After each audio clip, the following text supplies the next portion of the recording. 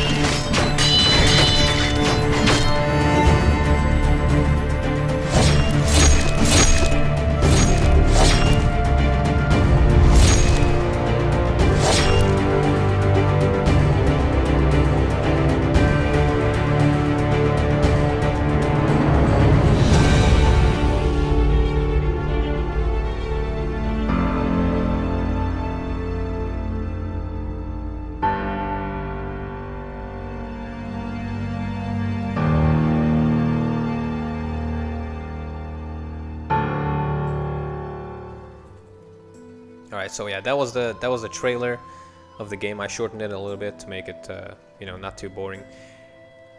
But yeah, if you start off like this. This is also like a tutorial for you guys. You start off completely naked, only with some shorts, and you already have something in your inventory.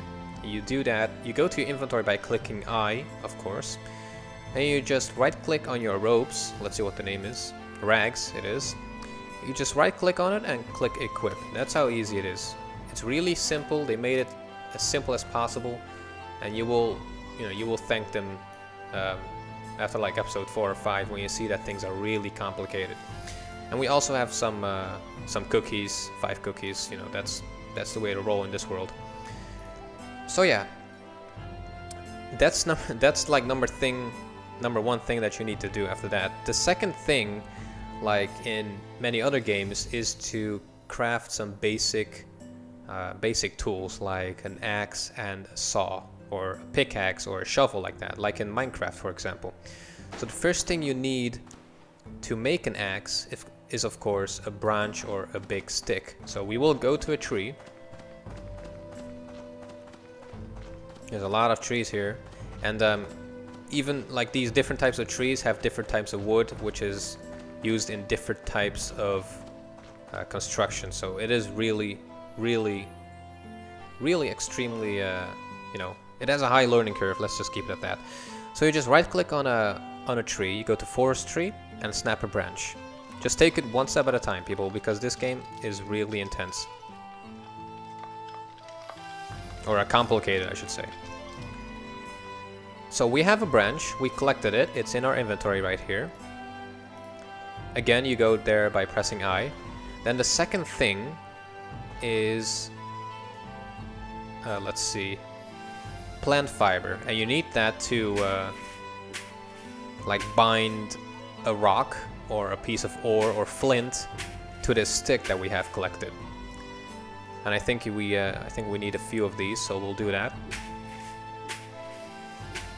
And you might imagine that this will take a long time, like, you know, and be really annoying to have to click right mouse button going there and clicking on gather plant fiber again. So you can actually right click on this and make it a default action, and if I click E, it'll just do that action. How wonderful is that? It's already better than some games. So yeah, it's just hitting the ground, as you can see. And you go to first person by pressing C, by the way. So we will do that one more time. Punch the ground.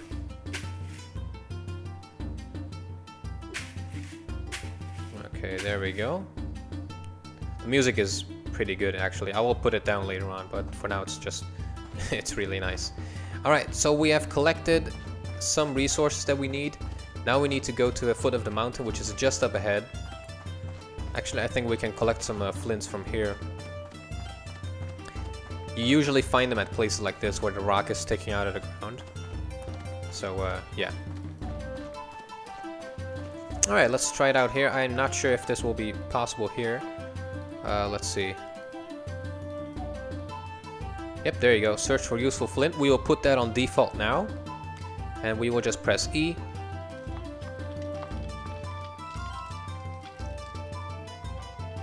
There you go. It's processing or searching for useful flint. Let's see if we found something. Yep, we found one. We will just do another one. And there's like a 70% chance that you will find it, like in you know, like in other games like this. So we have 2 of those flints, I believe. And here you can see that everything is just scattered around, and everything is just single, and you can just drag that on top of each other and make it like one stack. Really useful to organize your inventory a bit. And I'm really OCD, so I will tend to put like clothing here, eat food there, and just resources here. So we have gathered resources, and how do you know if you have enough for a certain object or a tool, a primitive tool in this case? You just right click on your branch. I think you can do this, yeah. You have to right click on your branch, you go to forestry, and you click on create a primitive tool, and this will bring up this menu. And in this drop down section you have all the tools that are possible or that you can make at this point. And what we are going to do is let's make a primitive axe. Okay, so primitive axe needs one branch. The red one is the resources that you need to make it, so that's also very neat. It'll tell you what you need and what you have. So primitive axe, there we go. So 1 branch, 1 flint, 1 flintstone, and 2 wild plant fibers, and that's what we need. And we have 1 branch, 2 flintstones, and 4 wild plant fibers. So we just click on craft.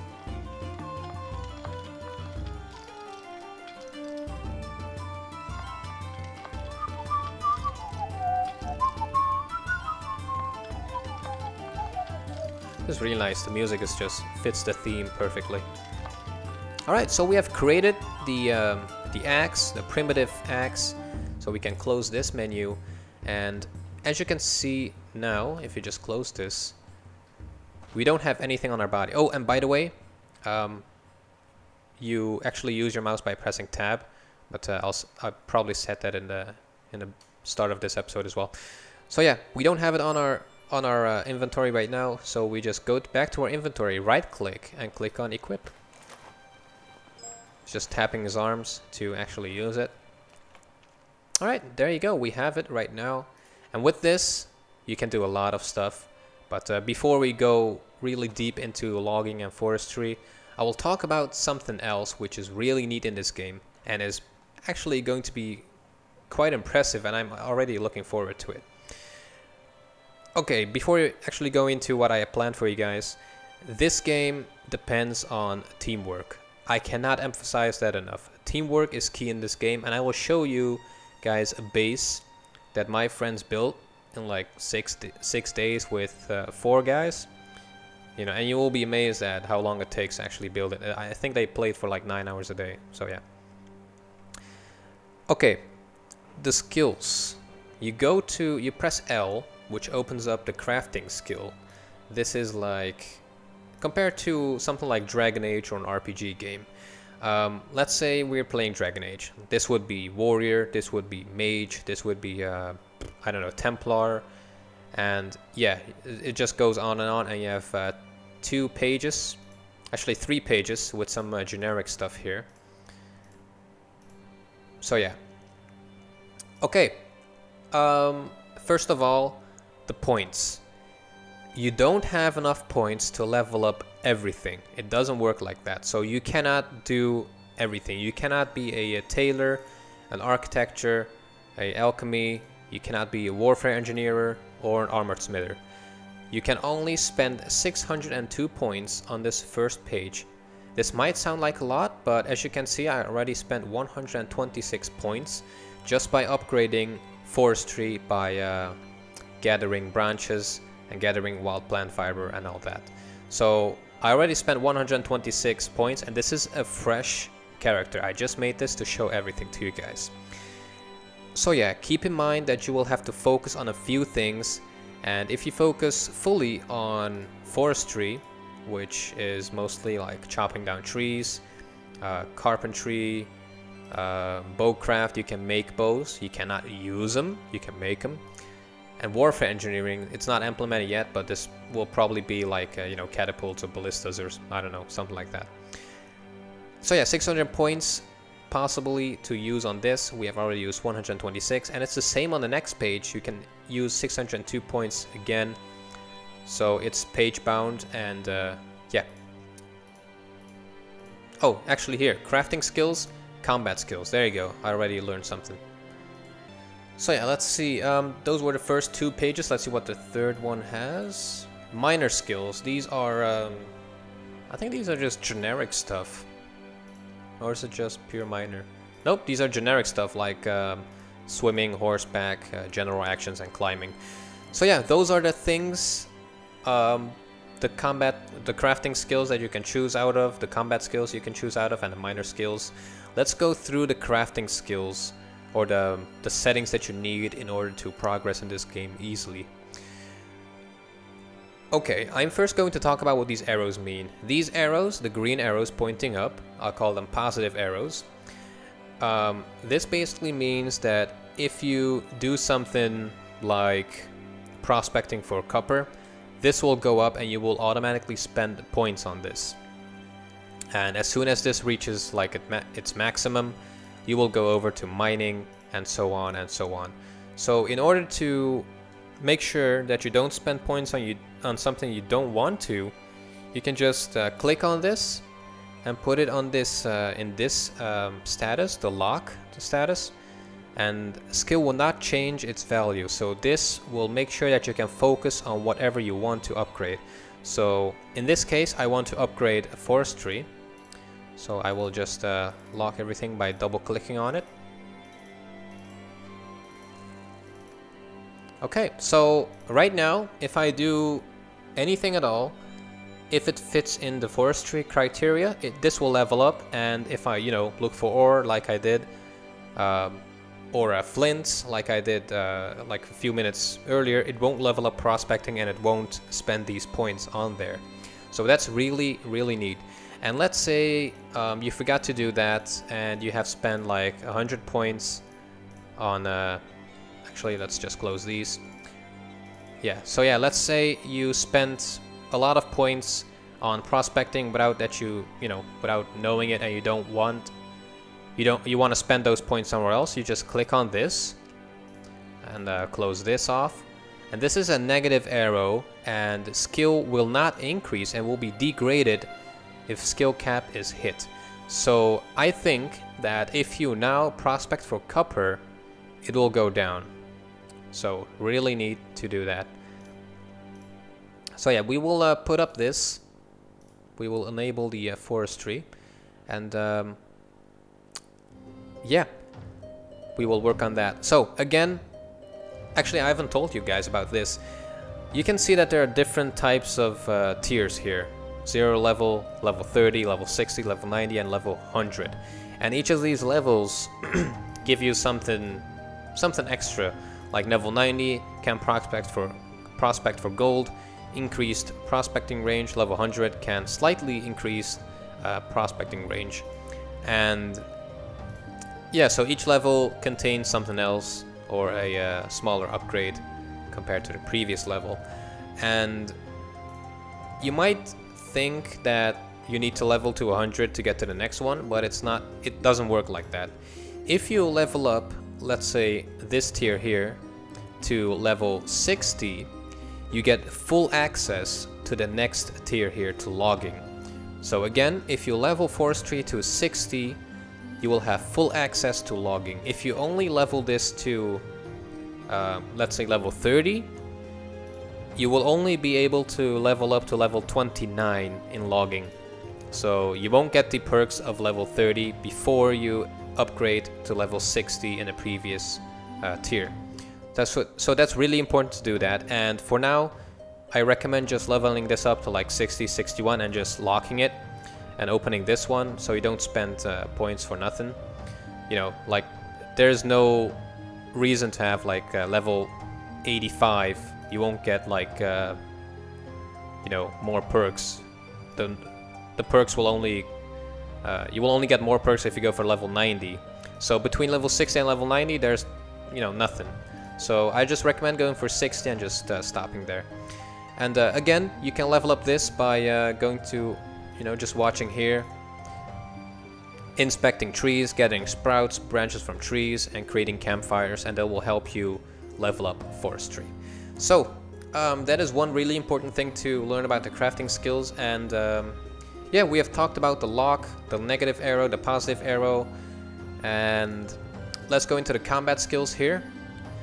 These things are not implemented yet, like most of these things are still being worked on, but you can already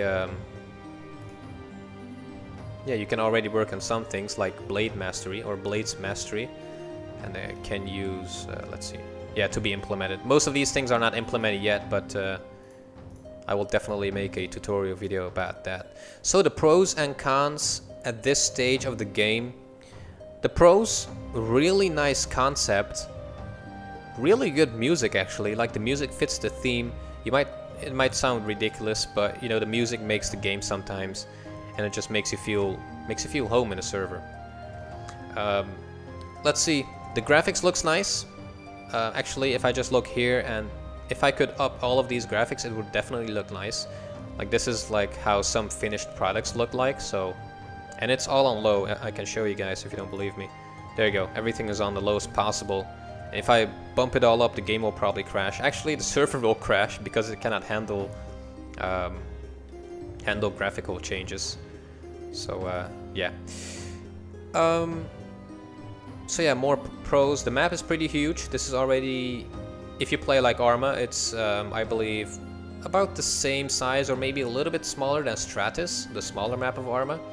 And the bigger map is going to be roughly the same size as Altis, so it's going to be huge. Perhaps even bigger than that.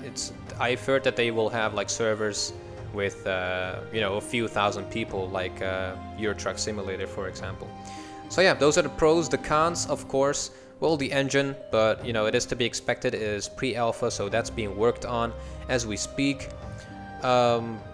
The fighting mechanics are still being worked on, so that's just horrible at this moment. There are a lot of glitches, like graphical glitches, you know, like an open gap, for example. I don't have that right here so that I could show it to you guys, but yeah, you know, all of those cons are actually just obvious. It's a game being built. This is like their first ever release of this game, and they already updated like 2 gigs worth of updates, so they're really working on this really hard. So yeah, I hope this was useful for you guys. In the next episode, I will go in deeper to the basics. Actually, we will go to our house. Actually, yeah, I will show you guys the base that my friends built over the course of 5 days, and I will end it after that. And yeah, in the next episode, we will go in deeper into the different types of skills and emphasize more on the fact that teamwork is essential in this game. You cannot just expect to build like a giant fortress on your own. So let's head over to our friends. Alright, well, after a long walk, we finally arrived at the base that my friends are building here, and let's check out what they have done. You can see that they have cut down a few trees, and they planted a lot more, and trees actually take a long time to grow up, like 24 real hours. And this is like the glitches I was talking about. Those are going to be fixed, of course. So here it is, a small establishment that my friends are working on. They have been working on this for like 5 days or 4 or 5 days with approximately 4 guys non-stop. And let's see if they're actually working on stuff right now. Yep, I can hear someone doing some stuff. I know it's really laggy, but we cannot do much about it. So yeah, Black Knight here was working on these small fences, these palisade walls, and so yeah, this guy, oh, another guy just fell from heaven. Hatecraft is a miner, as you can see, and he's gathering. Actually, he's a farmer. He's gathering some wild plant fibers, and this guy is doing the same thing basically. And we also have miners building caves or getting rocks from caves. As you can see here, you can actually get in these. So you can make like underground caves or bases, you could say. So really cool. And these sacks are like dropped objects, but yeah, that's not really important. Oh, we were stuck there for a second. So yeah, again, I cannot emphasize this enough, but teamwork is essential. Here you can see a guy terraforming the ground to make it flat and make it nice to build on. You can see someone gathering sprouts. You can see someone else doing or crafting something. That's like the crafting stands there. And someone else is probably in one of those houses building it and gathering some other stuff. And we already have neighbors right there. They have a other establishment over there. And they have been doing really nice as well. They have a watchtower, they have a few houses, and as you can see, next to their bases, they have like a freaking orchard where they just grow a buttload of trees to use in their base. So a really nice concept, and so far, again, it's better than some finished products.